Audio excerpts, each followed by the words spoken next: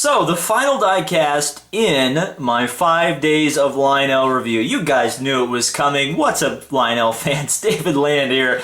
It is the Jeff Gordon Rainbow Warriors Exalta car. This car ran at Bristol. I got to watch it just a little bit after I got back to the place I was staying after checking out Pocono qualifying for the Indy cars. But I did get to see it race. Unfortunately, Jeff, I think, fell out of the race late in the going with a tire going down. I think it was in the top 10 in this car. Unfortunately, was unable to win in it, which was unfortunate. So let's take a look at this diecast. One of Jeff Gordon's probably best paint schemes and one of his last rides.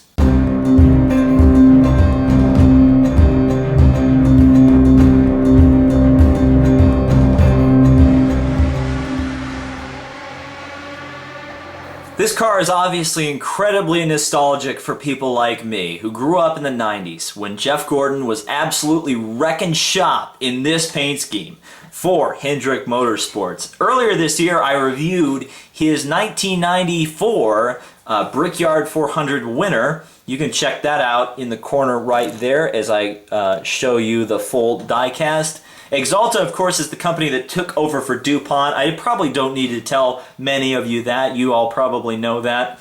So unfortunately, we didn't get to have a DuPont car, but we did end up with this Exalta car. And for some reason, 3M decided they didn't want to run this scheme at Darlington for the throwback race. So, you know, unfortunately, this scheme only ran once at the Bristol race, the Bristol night race. Though, I mean, it would have fit in great at Indianapolis. It would have fit in great at Darlington. It would have fit in great at Homestead. But again, they did that weird silver car, which I didn't really like all that much. Get mad at me, fanboys. You can't separate me from the rainbow car. The rainbow car will always be the best, and there will never be another good Jeff Gordon scheme, except for maybe like the Pepsi ones or the Star Wars one or all that fun stuff. But just great. I mean, it was unfortunate that Jeff couldn't be more competitive there in that championship fight at Homestead. But again, it was a great effort. You know, third place, I think, in the championship this year. I mean, or third or fourth. I think he beat Truex, so I think he was third in the championship.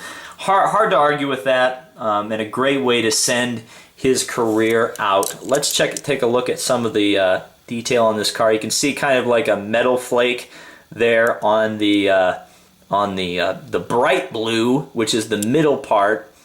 I'm not sure if this is exactly accurate to the Jeff Gordon cars of old. They might have changed the paint around a little bit. It's very sparkly. You know, they do change these schemes a little bit. But overall, it's the same as we've come to expect from Rainbow Warrior cars. I will say this. The Chase Elliott Napa car, what a disappointment.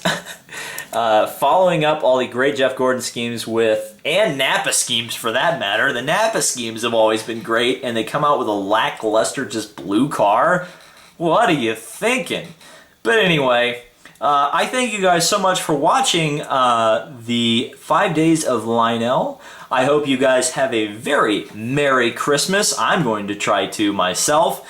And I hope you guys have just a great overall holiday season and, of course, a Merry Christmas. So thank you guys so much for watching. Please let me know in the comments if you enjoyed this 5 days of Lionel little feature I did on the channel. And hopefully 2016 will be just as successful and fun for my channel. Thank you guys so much for all your support this year, and I can't wait to see you next year.